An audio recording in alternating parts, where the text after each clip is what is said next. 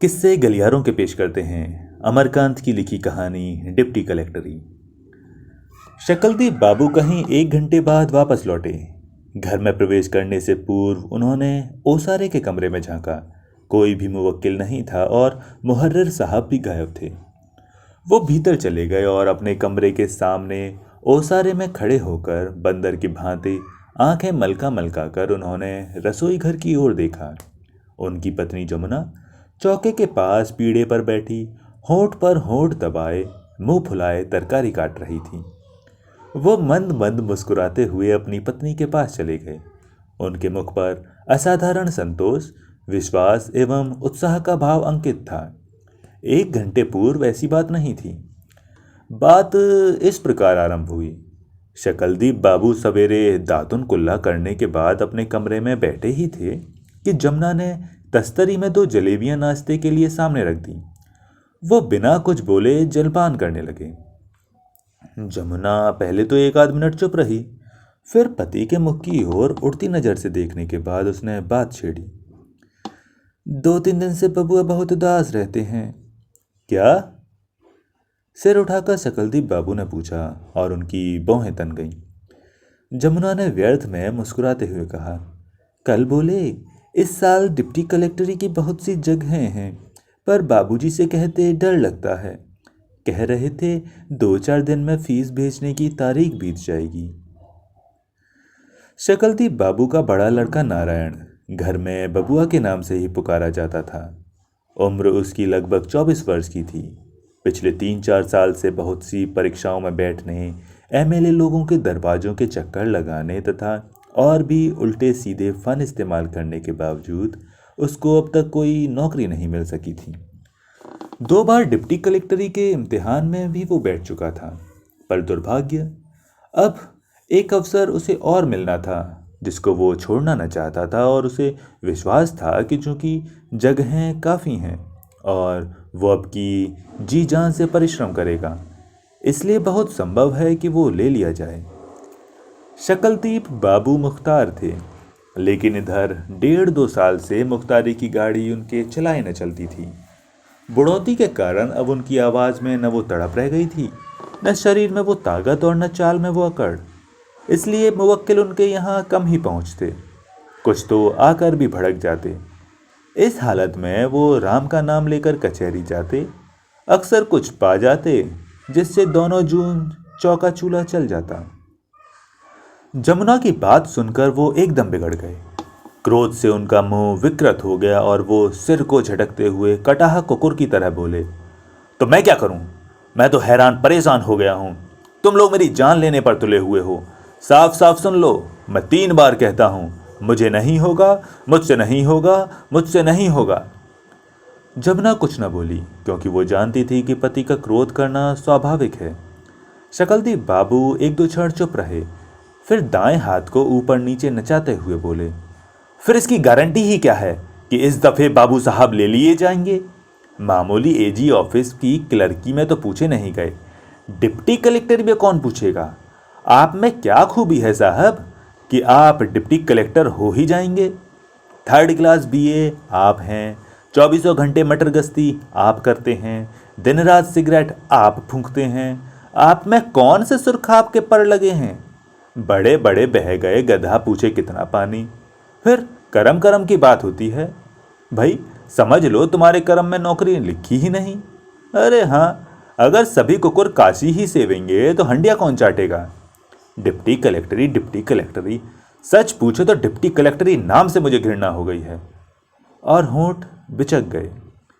जमुना ने अब मृदु स्वर में उनके कथन का प्रतिवाद किया, ऐसी कुबासा मुंह से न निकालनी चाहिए। हमारे लड़के में दोषी कौन सा है? लाखों में एक है। सब्र की 100 धार। मेरा तो दिल कहता है इस बार बबुआ जरूर ले लिए जाएंगे। फिर पहली भूख प्यास का लड़का है, माँ बाप का सुख तो जानता ही नहीं। इतना भी नहीं होगा तो उसका दिल टूट जाएगा। यूं ही न मालूम क्यों हमेशा उदास रहता है। ठीक से खाता पीता नहीं, ठीक से बोलता नहीं, पहले की तरह गाता गुनगुनाता नहीं। न मालूम मेरे लाडले को क्या हो गया है। अंत में उसका गला भर आया और वो दूसरी ओर मुंह करके आंखों में आए आंसुओं को रोकने का प्रयास करने लगी। जमुना को रोते हुए देखकर शकलदीप बाबू आपे से बाहर हो गए। क्रोध तथा व्यंग से मुंह चढ़ाते हुए बोले, लड़का है तो लेकर चाटो, सारी खुरापात की जड़ तुम ही हो और कोई नहीं। तुम मुझे जिंदा रहने देना नहीं चाहती, जिस दिन मेरी जान निकलेगी तुम्हारी छाती ठंडी होगी। वो हाँफने लगे। उन्होंने जमुना पर निर्दयता पूर्वक ऐसा जबरदस्त आरोप किया था जिससे वो सह ना सकी। रोती हुई बोली, अच्छी बात है, अगर मैं सारी खुरापात की जड़ हूं तो मैं कमीनी की बच्ची जो आज से कोई बात। रुलाई के मारे वो आगे न बोल सकी और तेजी से कमरे से बाहर निकल गई। शकलदीप बाबू कुछ नहीं बोले, बल्कि वहीं बैठे रहे। मुंह उनका तना हुआ था और गर्दन टेढ़ी हो गई थी।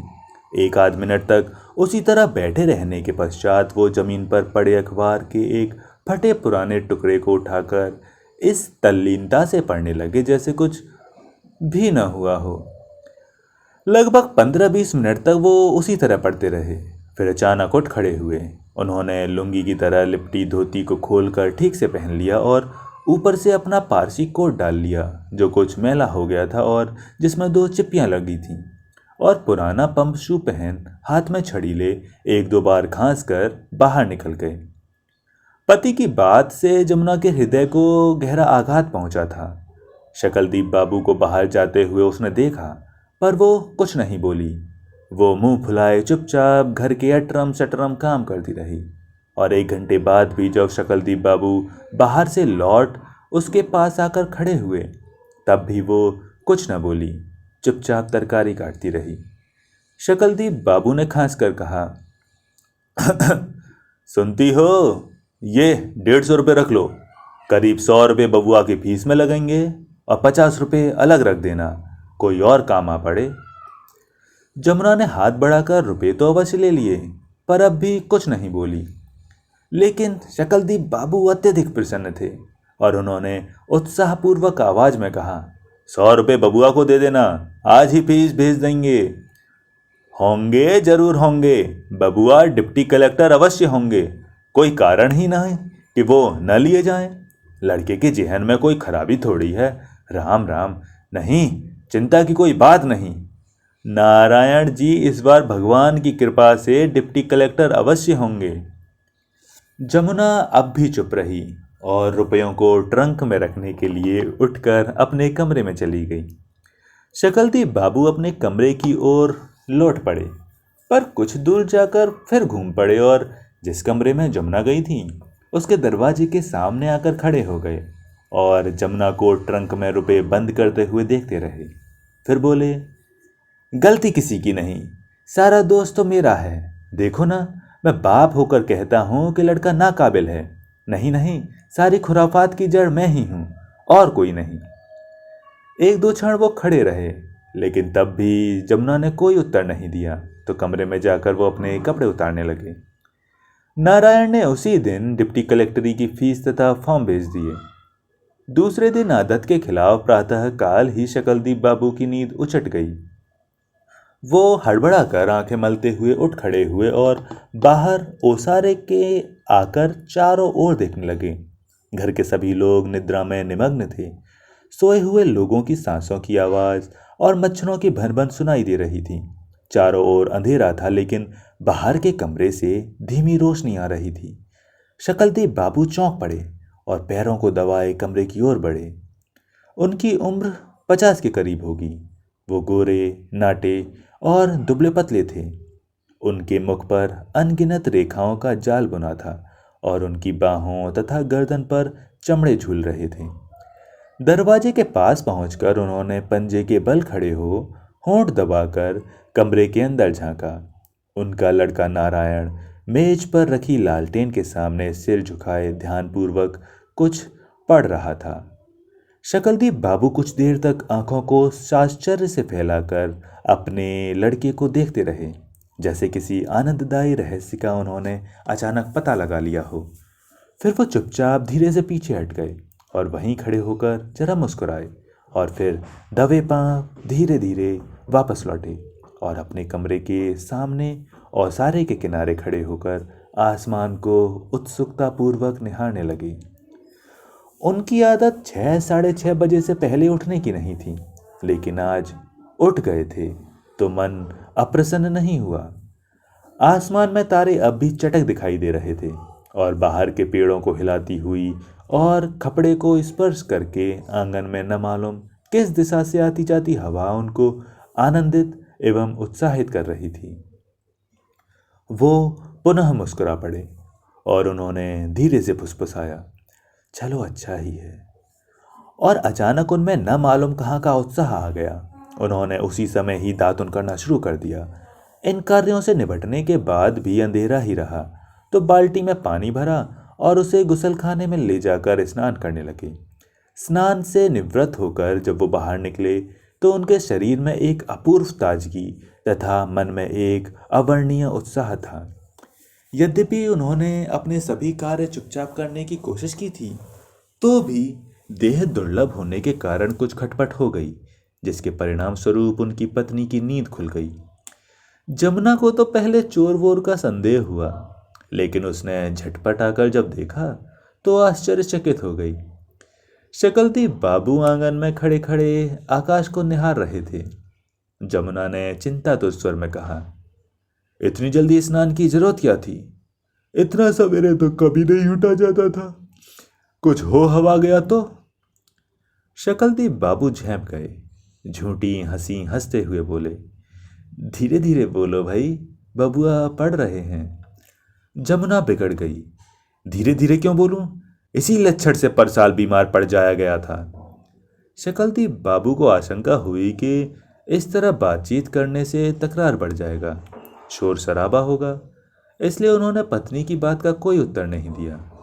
वो पीछे घूम पड़े और अपने कमरे में आकर लालटेन जलाकर चुपचाप रामायण का पाठ करने लगे। पूजा समाप्त करके जब वो उठे तो उजाला हो गया था। वो कमरे से बाहर निकल आए। घर के बड़े लोग तो जाग गए थे, पर बच्चे अभी तक सोए थे। जमुना भंडार घर में कुछ खटर पटर कर रही थी।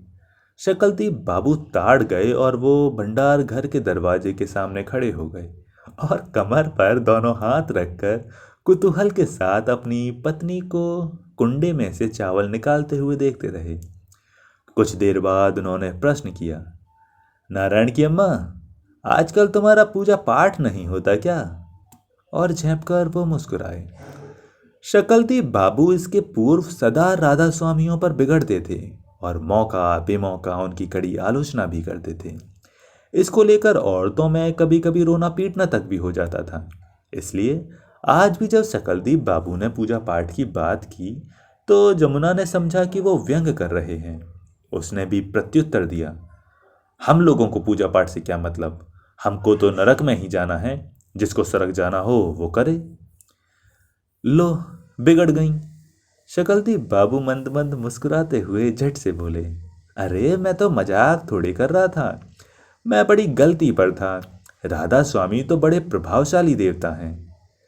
जमुना को राधा स्वामी को देवता कहना बहुत बुरा लगा और वो तिनक कर बोली, राधा स्वामी को देवता कहते हैं? वो तो परमपिता परमेश्वर हैं। उनका लोक सबसे ऊपर है। उसके नीचे ही ब्रह्मा विष्णु और महेश के लोग आते हैं। ठीक है, लेकिन कुछ पूजा पाठ भी करोगी? सुनते हैं सच्चे मन से राधा स्वामी की पूजा करने से सभी मनोरथ सिद्ध हो जाते हैं। शकलदीप बाबू उत्तर देकर कांपते होठों में मुस्कुराने लगे। जमुना ने पुनः भूल सुधार किया, इसमें दिखाना थोड़े होता है। मन में नाम ले लिया जाता है, सभी मनोरथ बन जाते हैं और मरने के बाद आत्मा परमपिता में मिल जाती है।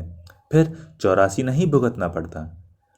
शकलदीप बाबू ने सोत्साह कहा, ठीक है, बहुत अच्छी बात है। जरा और सवेरे उठकर नाम ले लिया करो। सुबह नहाने से तबीयत दिन भर साफ रहती है। कल से तुम भी शुरू कर दो। मैं तो अभागा था कि मेरी आंखें आज तक बंद रहीं। खैर कोई बात नहीं, अब भी कुछ नहीं बिगड़ा है। कल से तुम भी सवेरे 4 बजे उठ जाना। उनको भय हुआ कि जमुना कहीं उनके प्रस्ताव का विरोध न करे, इसलिए इतना कहने के बाद वो पीछे घूमकर खिसक गए। लेकिन अचानक कुछ याद करके वो लौट पड़े। पास आकर उन्होंने पत्नी से मुस्कुराते हुए पूछा, बबुआ के लिए नाश्ते में इंतजाम क्या करोगी? जो रोज होता है वही होगा, और क्या होगा? उदासीनता पूर्वक जमुना ने उत्तर दिया। ठीक है, लेकिन आज हलवा क्यों नहीं बना लेती? घर का बना सामान अच्छा होता है, और कुछ मेवे मंगा लो। हलवे के लिए घी नहीं है, फिर इतने पैसे कहाँ हैं? जमुना ने मजबूरी जाहिर की। 50 रुपये तो बचे हैं ना, उसमें से खर्च करो। अन्न जल का शरीर, लड़के को ठीक से खाने पीने को ना मिलेगा तो वो इम्तिहान क्या देगा? रुपए की चिंता मत करो, मैं अभी जिंदा हूँ। इतना कहकर शकलदीप बाबू ठहाका लगाकर हंस पड़े। वहां से हटने के पूर्व वो पत्नी को ये भी हिदायत देते गए, एक बात और करो, तुम लड़के लोगों से डांट कर कह देना कि वे बाहर के कमरे में जाकर बाजार न लगाएं, नहीं तो मार पड़ेगी। हाँ, पढ़ने में बाधा पहुंचेगी। दूसरी बात यह कि बबुआ से कह देना वो बाहर के कमरे में बैठकर इत्मीनान से पढ़ें, मैं बाहर सहन में बैठ लूंगा। शकलदीप बाबू सवेरे 1-1.5 घंटे बाहर के कमरे में बैठते थे। वहाँ वो मुवक्किलों के आने की प्रतीक्षा करते और उन्हें समझाते बुझाते। और वो उस दिन सचमुच ही मकान के बाहर पीपल के पेड़ के नीचे, जहाँ पर्याप्त छाया रहती थी, एक मेज और कुर्सियाँ लगाकर बैठ गए। जान पहचान के लोग वहाँ से गुजरे तो उन्हें वहाँ बैठे देखकर आश्चर्य हुआ। जब सड़क से गुजरते हुए बब्बन लाल पेशकार ने उनसे पूछा कि भाई साहब, आज क्या बात है, तो उन्होंने जोर से चिल्लाकर कहा कि भीतर बड़ी गर्मी है, और उन्होंने जोकर की तरह मुंह बना दिया और अंत में ठहाका मारकर हंस पड़े जैसे कोई बहुत बड़ा मजाक कर दिया हो। शाम को वहाँ रोज वो पहले ही कचहरी से आ जाते थे। उस दिन देर से लौटे। उन्होंने पत्नी के हाथ में 4 रुपए तो दिए ही, साथ ही 2 सेब तथा कैंची सिगरेट के 5 पैकेट भी बढ़ा दिए। सिगरेट क्या होगी? जमुना ने आश्चर्य से पूछा। तुम्हारे लिए है, शकलदीप बाबू ने धीरे से कहा और दूसरी ओर देखकर मुस्कुराने लगे, लेकिन उनका चेहरा शर्म से कुछ तमतमा गया। जमुना ने माथे पर की साड़ी को नीचे खींचते हुए कहा, कभी सिगरेट पी भी है कि आज भी पीऊंगी? इस उम्र में मजाक करते लाज नहीं आती? शकलदीप बाबू कुछ बोले नहीं और थोड़ा मुस्कुराकर इधर उधर देखने लगे। फिर गंभीर होकर उन्होंने दूसरी ओर देखते हुए धीरे से कहा, बबुआ को दे देना। और वो तुरंत वहां से चलते बने। जमुना भौचक होकर कुछ देर उनको देखती रही, क्योंकि आज के पूर्व तो वो यही देखती आ रही थी कि नारायण के धूम्रपान के वो सख्त खिलाफ रहे हैं और इसको लेकर कई बार लड़के को डांट डपट चुके हैं। उसकी समझ में कुछ ना आया तो वो ये कहकर मुस्कुरा पड़ी कि बुद्धि सटिया गई है। नारायण दिन भर पढ़ने लिखने के बाद टहलने गया हुआ था। शकलदीप बाबू जल्दी से कपड़े बदलकर हाथ में झाड़ू ले बाहर के कमरे में जा पहुंचे। उन्होंने धीरे धीरे कमरे को अच्छी तरह झाड़ा बुहारा। इसके बाद नारायण की मेज को साफ किया तथा मेज पोज को जोर जोर से कई बार झाड़ फटक कर सफाई के साथ उस पर बिछा दिया। अंत में नारायण की चारपाई पर पड़े बिछौने को खोलकर उसमें की एक एक चीज को झाड़ फटकार कर यत्नपूर्वक बिछाने लगे। इतने में जमुना ने आकर देखा तो मृदु स्वर में कहा, कचहरी से आने पर यही काम रह गया है क्या? बिछौना रोज बिछ ही जाता है और कमरे की महरन सफाई कर ही देती है। अच्छा ठीक है, मैं अपनी तबीयत से कर रहा हूँ, कोई जबरदस्ती थोड़ी है। शकलदीप बाबू के मुख पर हल्के झेंप का भाव अंकित हो गया था और वो अपनी पत्नी की ओर न देखते हुए ऐसी आवाज में बोले जैसे उन्होंने अचानक ये कार्य आरंभ कर दिया था और जब इतना कर ही लिया है तो बीच में छोड़ने से क्या लाभ, पूरा ही कर लें। कचहरी से आने के बाद रोज का उनका यह नियम था कि वो कुछ नाश्ता पानी करके चारपाई पर लेट जाते थे। उनको अक्सर नींद आ जाती थी और वो लगभग 8 बजे तक सोते रहते। यदि नींद न भी आती तो भी वो इसी तरह चुपचाप पड़े रहते थे। नाश्ता तैयार है, ये कहकर जमुना वहां से चली गई। शकलदीप बाबू कमरे को चमाचम करने, बिछौने लगाने तथा कुर्सियों को तरतीब से सजाने के पश्चात आंगन में आकर खड़े हो गए और बेमतलब ठनक कर हंसते हुए बोले, अपना काम सदा अपने हाथ से करना चाहिए, नौकरों को क्या ठिकाना। लेकिन उनकी बात पर संभवतः किसी ने ध्यान नहीं दिया और न उसका उत्तर ही। धीरे धीरे दिन बीतते गए और नारायण कठिन परिश्रम करता रहा। कुछ दिनों से शकलदीप बाबू सायंकाल घर से लगभग 1 मील की दूरी पर स्थित शिवजी के एक मंदिर भी जाने लगे थे। वो बहुत चलता मंदिर था और उसमें भक्तजनों की बहुत भीड़ होती थी। कचहरी से आने के बाद वो नारायण के कमरे को झाड़ते बुहारते, उसका बिछौना लगाते, मेज कुर्सियां सजाते और अंत में नाश्ता करके मंदिर के लिए रवाना हो जाते। मंदिर में 1 डेढ़ घंटे तक रहते और लगभग 10 बजे घर आते। एक दिन जब वो मंदिर से लौटे तो 10:30 बज गए थे। उन्होंने दबे पांव ओसारे में पांव रखा और अपनी आदत के अनुसार कुछ देर तक मुस्कुराते हुए झांक झांक कर कोठरी में नारायण को पढ़ते हुए देखते रहे। फिर भीतर जा अपने कमरे में छड़ी रखकर नल पर हाथ पैर धोकर भोजन के लिए चौके में जाकर बैठ गए। पत्नी ने खाना परोस दिया। शकलदीप बाबू ने मुंह में कौर चुबलाते हुए पूछा, बबुआ को मेवे दे दिए थे? वो आज सायंकाल जब कचहरी से लौटे थे तो मेवे लेते आए थे। उन्होंने मेवे को पत्नी के हवाले करते हुए कहा था कि इसे सिर्फ नारायण को ही देना और किसी को नहीं। जमुना को झपकी आ रही थी, लेकिन उसने पति की बात सुन ली। चौंक कर बोली, कहाँ? मेवा ट्रंक में रख दिया था। सोचा था बबुआ घूम कर आएंगे तो चुपके से दे दूंगी, पर लड़के तो दाना दूध बने हुए थे। ओना कोना अंतरा संतरा सभी जगह पहुंच जाते हैं। टुनटुन ने कहीं से देख लिया और उसने सारा का सारा खा डाला।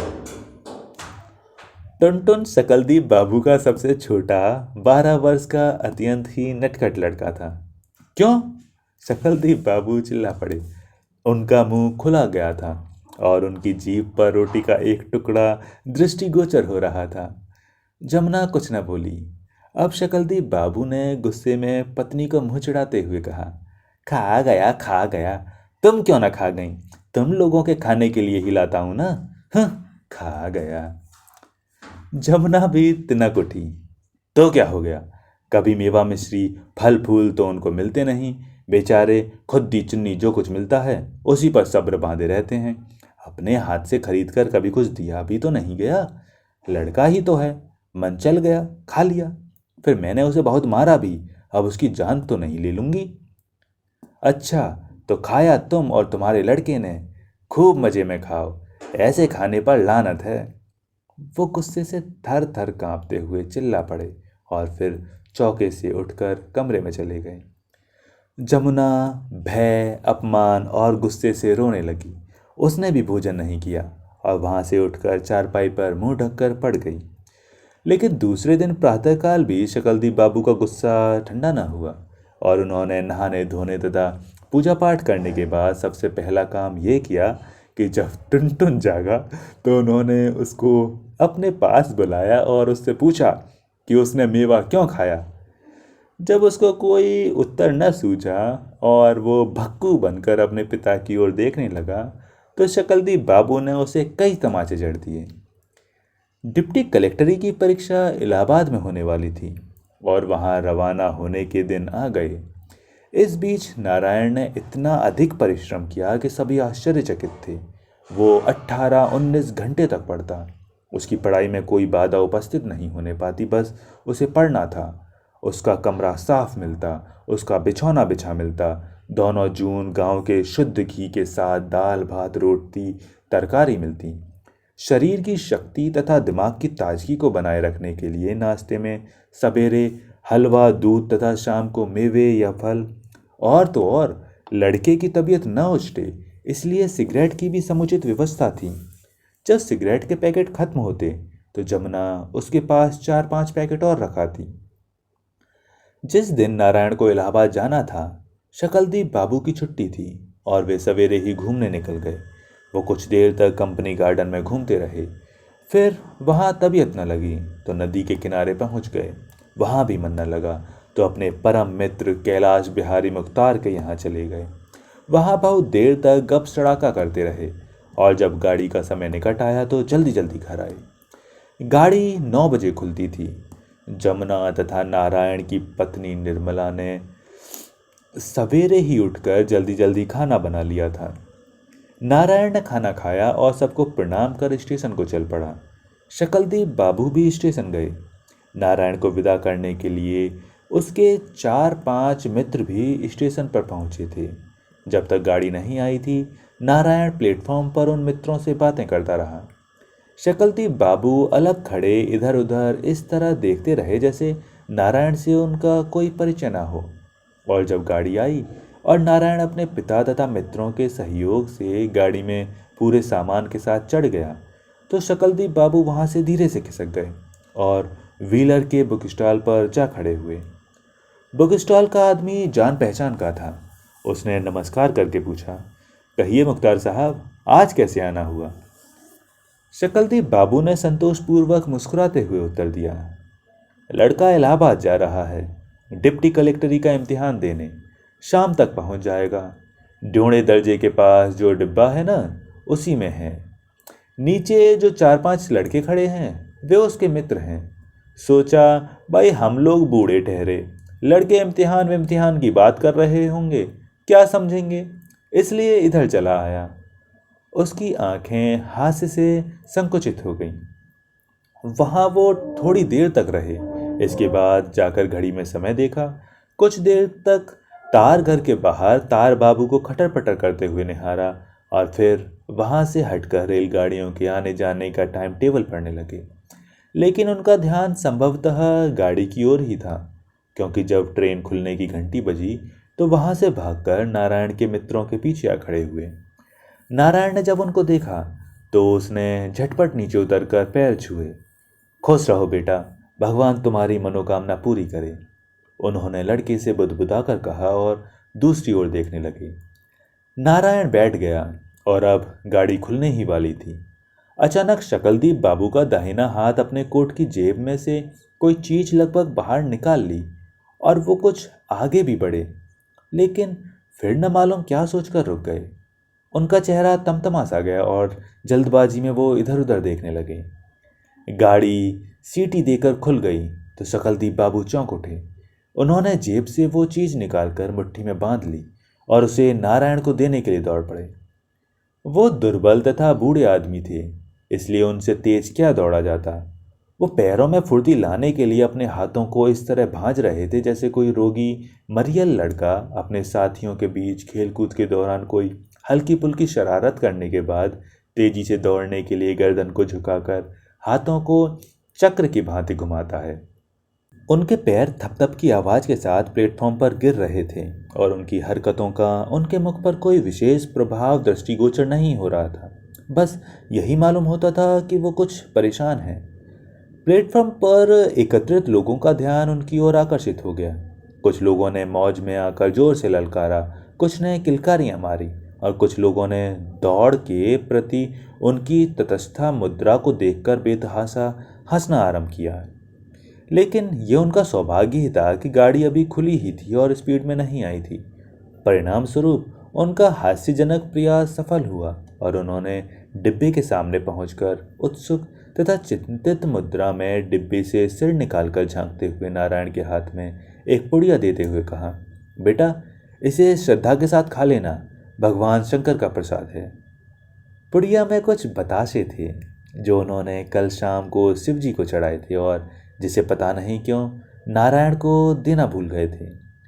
नारायण के मित्र कुतूहल से मुस्कुराते हुए उनकी ओर देख रहे थे और जब वो पास आ गए तो एक ने पूछा, बाबूजी क्या बात थी, हमसे कह देते।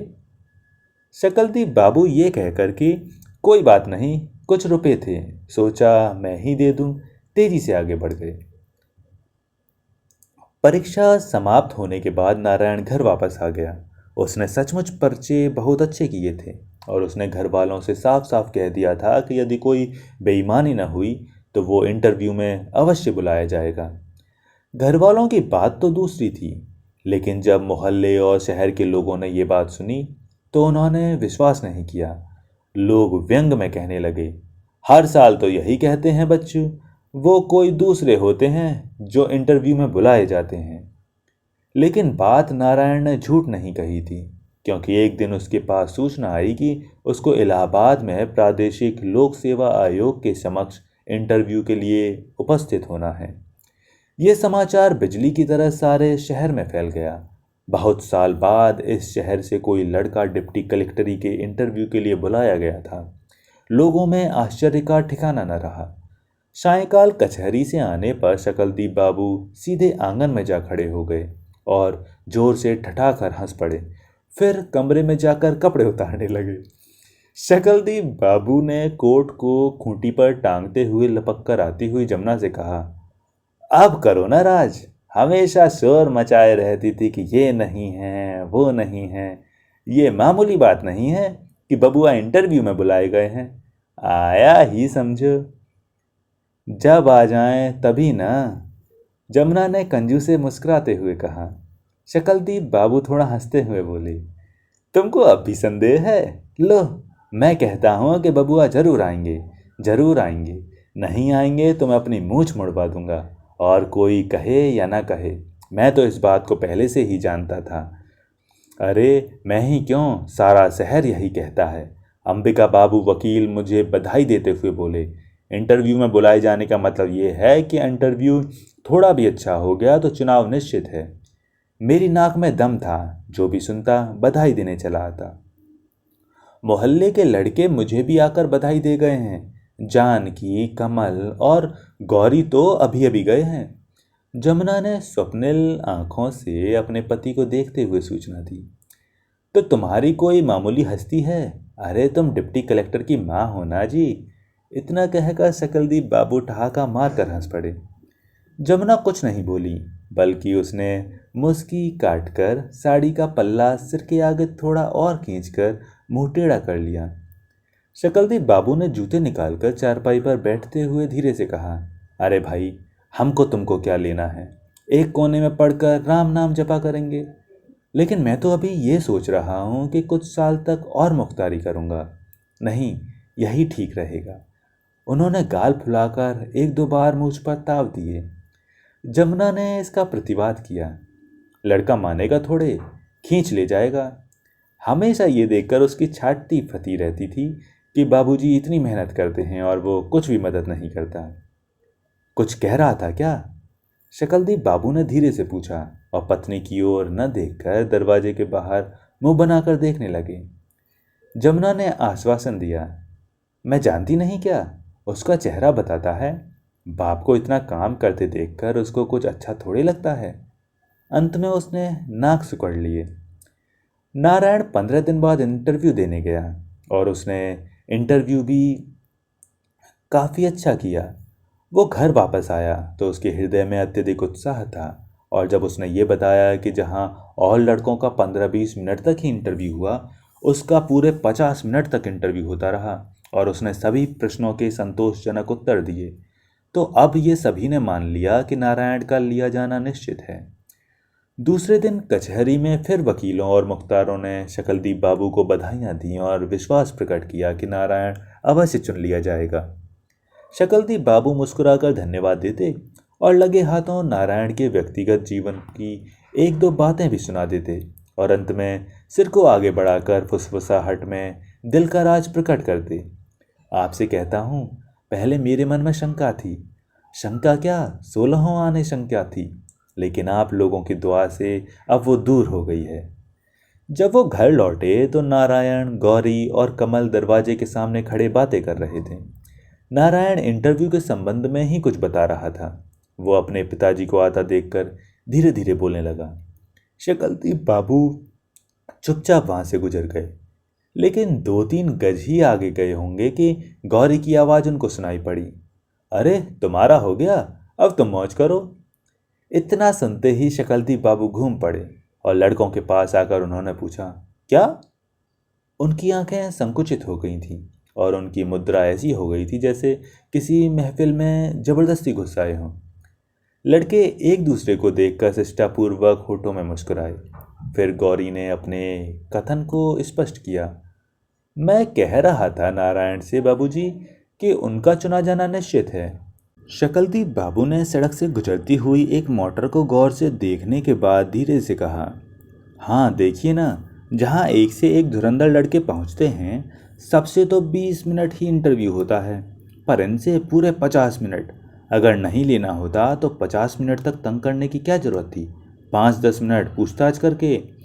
गौरी ने सिर हिलाकर उनके इस कथन का समर्थन किया और कमल ने कहा, पहले का जमाना होता तो कहा भी नहीं जा सकता, लेकिन अब तो बेईमानी बेईमानी उतनी नहीं होती होगी।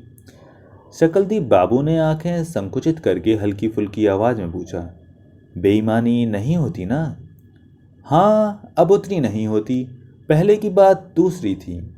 वो जमाना अब लद गया, गौरी ने उत्तर दिया। शकलदीप बाबू अचानक अपनी आवाज़ पर जोर देते हुए बोले, अरे अब कैसी बेईमानी साहब, गोली मारिए। अगर बेईमानी ही करनी होती तो इतनी देर तक इनका इंटरव्यू होता। इंटरव्यू में बुलाया ही ना होता, और बुलाते भी तो 4-5 मिनट पूछकर विदा कर देते।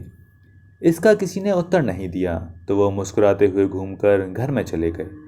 घर में पहुंचने पर जमुना से बोले, बबुआ अभी से ही किसी अफसर की तरह लगते हैं। दरवाजे पर बबुआ, गौरी और कमल बातें कर रहे हैं।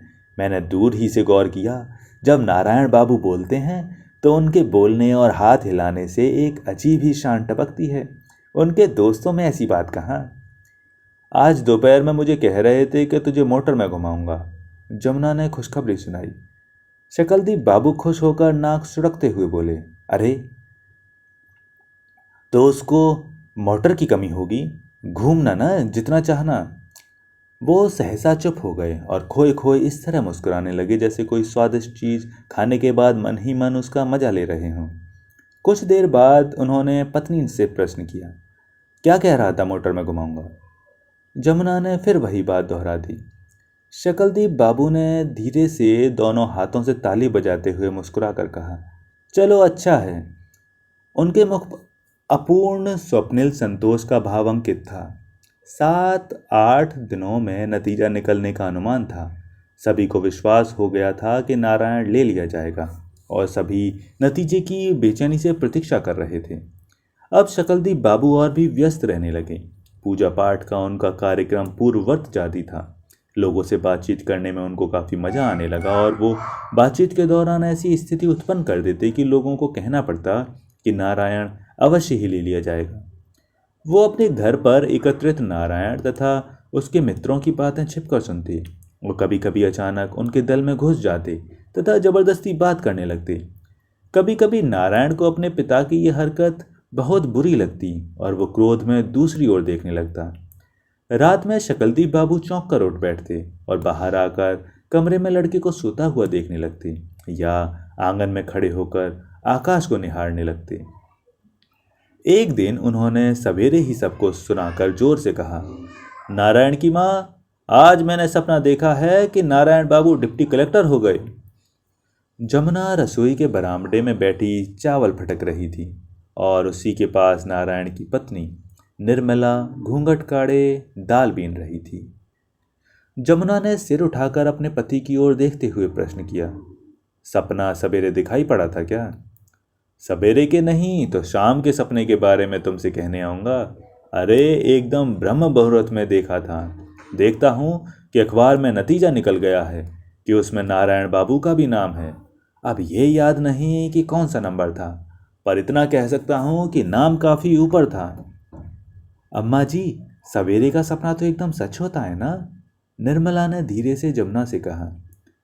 मालूम पड़ता है कि निर्मला की आवाज़ शकलदीप बाबू ने सुन ली, क्योंकि उन्होंने बेहंस कर प्रश्न किया, कौन बोल रहा है? डिप्टाइन है क्या? अंत में वो ठहाका मार कर हंस पड़े। हाँ, कह रही है कि सवेरे का सपना सच होता है। सच्चा होता ही है, जमुना ने मुस्कुरा कर बताया। निर्मला शर्म से संकुचित हो गई। उसने अपने बदन को सिकोड़ तथा पीठ को नीचे झुकाकर अपने मुंह को अपने दोनों घुटनों के बीच छिपा लिया। अगले दिन भी सवेरे शकलदीप बाबू ने घर वालों को सूचना दी कि उन्होंने आज भी हूबहू वैसा ही सपना देखा है।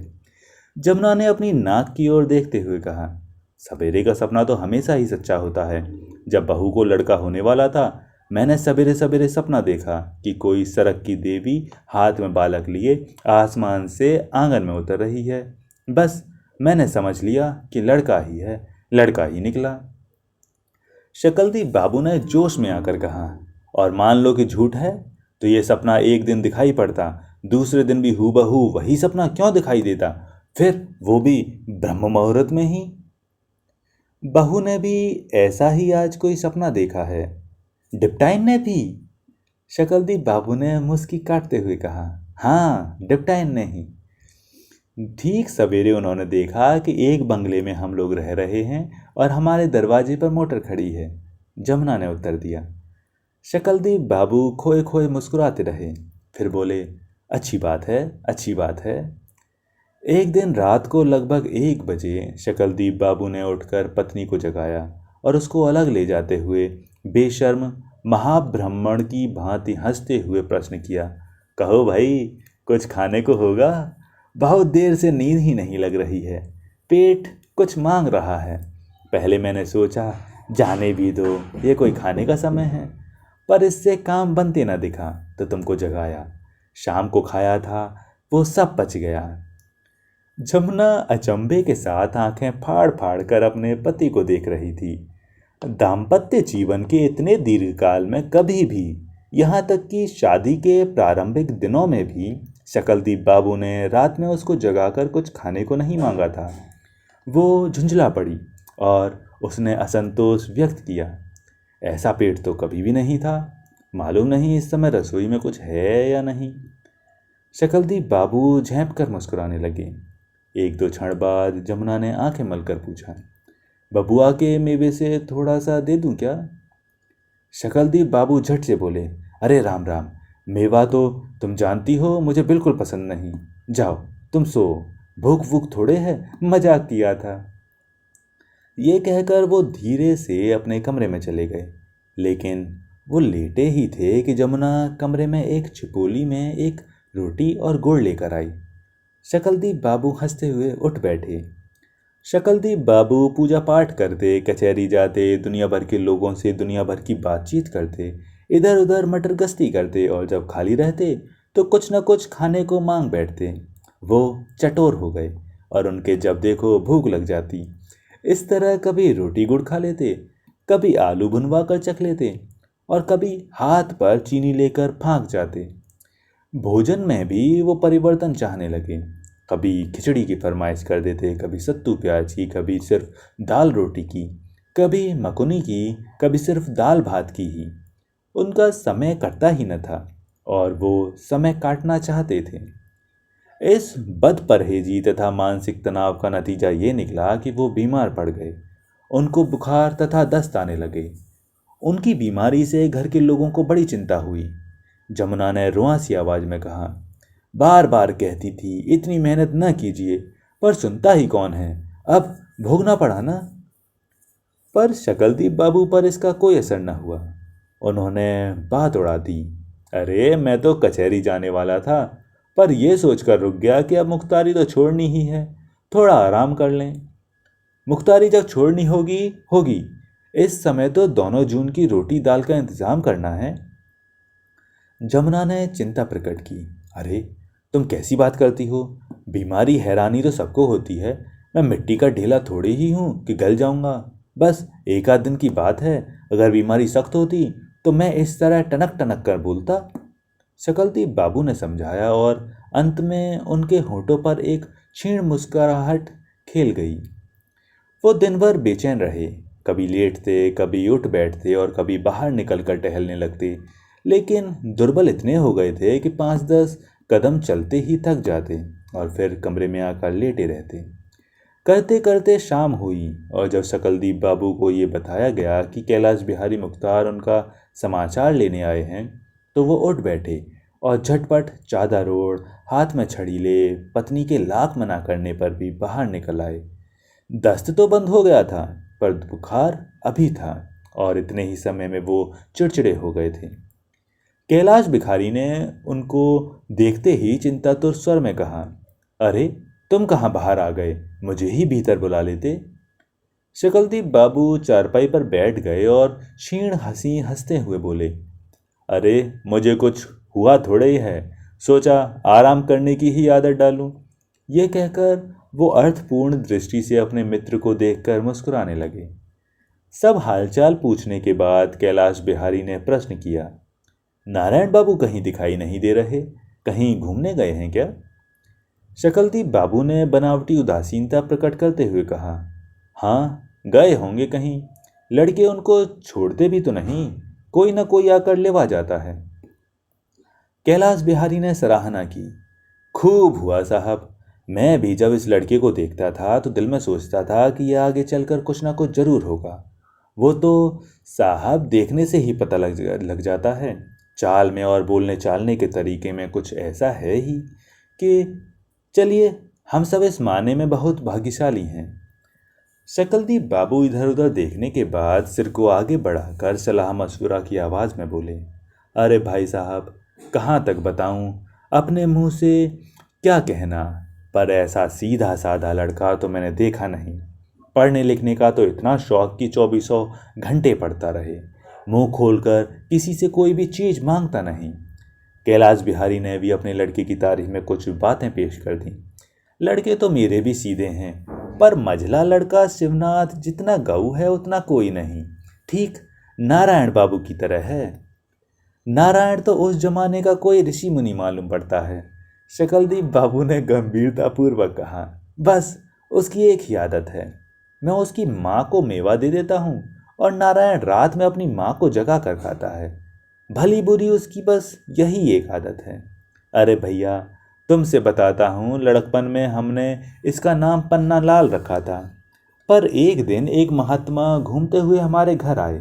उन्होंने नारायण का हाथ देखा और बोले, इसका नाम पन्नालाल सन्नालाल रखने की जरूरत नहीं, बस आज से इसे नारायण कहा करो, इसके कर्म में राजा होना लिखा है। पहले जमाने की बात दूसरी थी, लेकिन आजकल राजा का अर्थ क्या है? डिप्टी कलेक्टर तो एक अर्थ में राजा ही हुआ। अंत में आंखें मटकाकर उन्होंने मुस्कुराने की कोशिश की, पर हांफने लगे।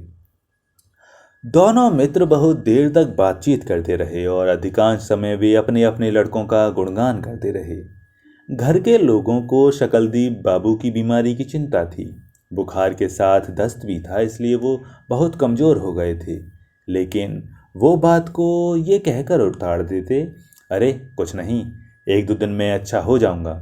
और एक वैद्य की कोई मामूली सस्ती दवा खाकर 2 दिन बाद वो अच्छे भी हो गए।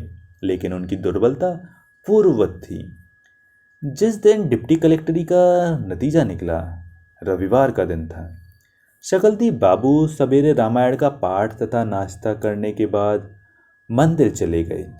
छुट्टी के दिनों में वो मंदिर पहले ही चले जाते और वहाँ 2-3 घंटे और कभी कभी तो 4-4 घंटे रह जाते। वो 8 बजे मंदिर पहुँच गए। जिस गाड़ी से नतीजा आने वाला था वो 10 बजे आती थी। शकलदीप बाबू पहले तो बहुत देर तक मंदिर की सीढ़ी पर बैठकर सुस्ताते रहे। वहां से उठकर ऊपर आए तो नंदलाल पांडे ने, जो चंदन रगड़ रहा था, नारायण के परीक्षा फल के संबंध में पूछताछ की। शकलदीप वहां पर खड़े होकर असाधारण विस्तार के साथ सब कुछ बताने लगे। वहां से जब उनको छुट्टी मिली तो धूप काफी चढ़ गई थी। उन्होंने भीतर जाकर भगवान शिव के पिंड के समक्ष अपना माथा टेक दिया। काफ़ी देर तक वो उसी तरह पड़े रहे। फिर उठकर उन्होंने चारों ओर घूम घूम कर मंदिर के घंटे बजाकर मंत्रोच्चारण किए और गाल बजाए। अंत में भगवान के समक्ष पुनः दंडवत कर बाहर निकले ही थे कि जंग बहादुर सिंह मास्टर ने शिव दर्शनार्थ मंदिर में प्रवेश किया और उन्होंने शकलदीप बाबू को देखकर आश्चर्य प्रकट किया। अरे मुख्तार साहब, घर नहीं गए? डिप्टी कलेक्टर का नतीजा तो निकल आया। शकलदीप बाबू का हृदय धक से कर गया। उनके होंठ कांपने लगे और उन्होंने कठिनता से मुस्कुरा कर पूछा, अच्छा, कब आया? जंग बहादुर सिंह ने बताया, अरे 10 बजे की गाड़ी से आया। नारायण बाबू का नाम तो अवश्य है, लेकिन वो कुछ आगे न बोल सके। शकलदीप बाबू का हृदय जोरों से धक धक कर रहा था। उन्होंने अपने सूखे होठों को जीभ से तर करते हुए अत्यंत ही धीमी आवाज में पूछा, क्या कोई खास बात है? कोई खास बात नहीं है। अरे उनका नाम तो है ही, ये है कि जरा नीचे है। 10 लड़के लिए जाएंगे, लेकिन मेरा ख्याल है कि उनका नाम 16वां 17वां पड़ेगा। लेकिन कोई चिंता की बात नहीं, कुछ लड़के तो कलेक्टरी में चले जाते हैं, कुछ मेडिकल में ही नहीं आते, और इस तरह पूरी पूरी उम्मीद है कि नारायण बाबू ले ही लिए जाएंगे। शकलदीप बाबू का चेहरा फक पड़ गया। उनके पैरों में जोर नहीं था और मालूम पड़ता था कि वो गिर जाएंगे। जंग बहादुर सिंह तो मंदिर में चले गए, लेकिन वो कुछ देर तक वहीं सिर झुकाकर इस तरह खड़े रहे जैसे कोई भूली बात याद कर रहे हों। फिर वो चौंक पड़े और अचानक से उन्होंने तेजी से चलना शुरू कर दिया। उनके मुंह में धीमे स्वर में तेजी से शिव शिव निकल रहा था। 8-10 गज आगे बढ़ने पर उन्होंने चाल और तेज कर दी, पर शीघ्र ही बेहद थक गए और एक नीम के पेड़ के नीचे खड़े होकर हाँफने लगे। 4-5 मिनट सुस्ताने के बाद उन्होंने फिर चलना शुरू कर दिया। वो छड़ी को उठाते गिराते, छाती पर सिर गाड़े तथा शिव शिव का जाप करते, हवा के हल्के झोंके से धीरे धीरे टेढ़े तिरछे उड़ने वाले सूखे पत्ते की भांति डगमग डगमग चले जा रहे थे। कुछ लोगों ने उनको नमस्ते किया तो उन्होंने देखा नहीं, और कुछ लोगों ने उनको देखकर मुस्कुराकर आपस में आलोचना प्रत्यालोचना शुरू कर दी। तब भी उन्होंने कुछ नहीं देखा। लोगों ने संतोष से, सहानुभूति से तथा अफसोस से देखा, पर उन्होंने कुछ भी ध्यान नहीं दिया। उनको बस एक ही धुन थी कि वो किसी तरह घर पहुंच जाएं।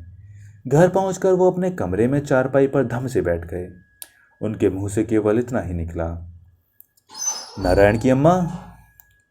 सारे घर में मुर्दनी छाई हुई थी।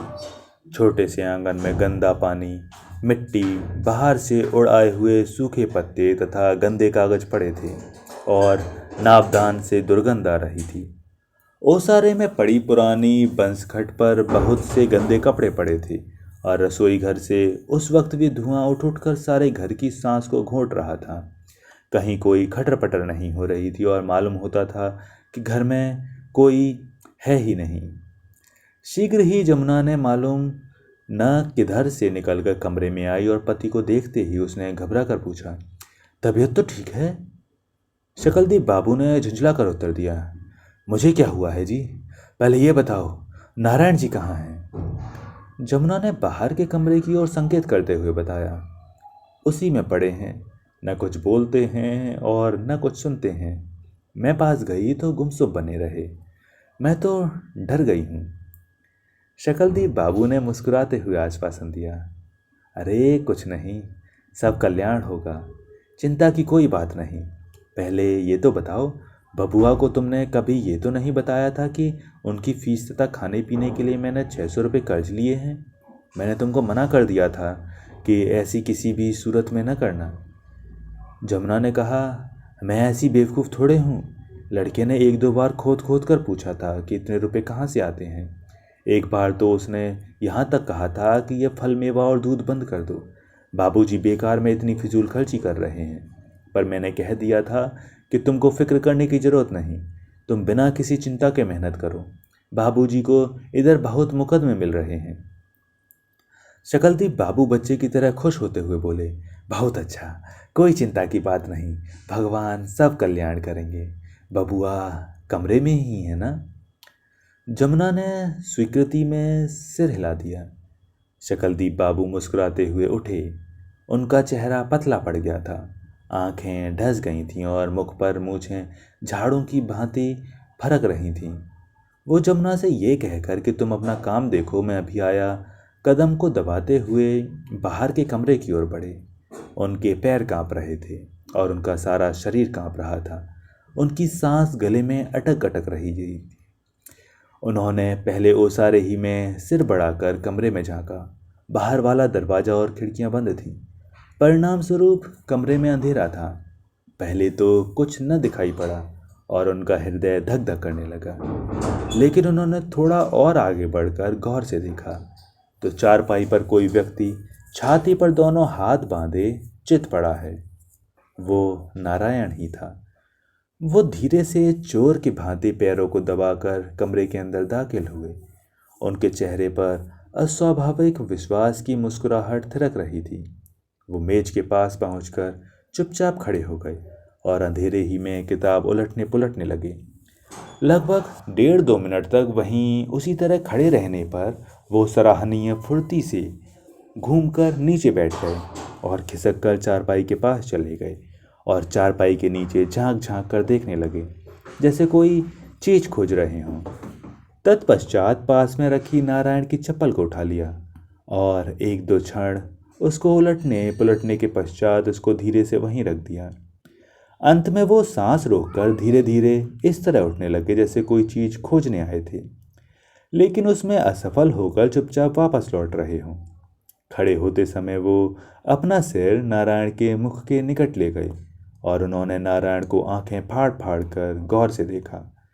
उसकी आंखें बंद थीं और वो चुपचाप पड़ा हुआ था, लेकिन किसी प्रकार की आहट, किसी प्रकार का शब्द नहीं सुनाई दे रहा था। शकलदीप बाबू एकदम डर गए और उन्होंने कांपते हृदय से अपना बायां कान नारायण के मुख के बिल्कुल नज़दीक रख दिया। और उस समय उनकी खुशी का ठिकाना न रहा जब उन्होंने अपने लड़के की सांस को नियमित रूप से चलते पाया। वो चुपचाप जिस तरह आए थे उसी तरह बाहर निकल गए। पता नहीं कब से जमुना दरवाजे पर खड़ी चिंता के साथ भीतर झांक रही थी। उसने पति का मुंह देखा और घबरा कर पूछा, क्या बात है? आप ऐसा क्यों कर रहे हैं? मुझे बड़ा डर लग रहा है। शकलदीप बाबू ने इशारे से उसको बोलने से मना किया और फिर उसको संकेत से बुलाते हुए अपने कमरे में चले गए। जमुना ने कमरे में पहुंचकर पति को चिंतित एवं उत्सुक दृष्टि से देखा। शकलदीप बाबू ने गदगद स्वर में कहा, बबुआ सो रहे हैं। वो आगे कुछ न बोल सकी। उनकी आंखें भर आई थीं। वो दूसरी ओर देखने लगे। तो दोस्तों, ये थी कहानी डिप्टी कलेक्टरी, लेखक अमरकांत। उम्मीद है आपको कहानी पसंद आई होगी। कहानी पसंद आई है तो वीडियो को लाइक करें, चैनल को सब्सक्राइब करें और बेल आइकन को दबाना ना भूलें। मिलते हैं किसी और दिन किसी नई कहानी के साथ। तब तक के लिए नमस्कार।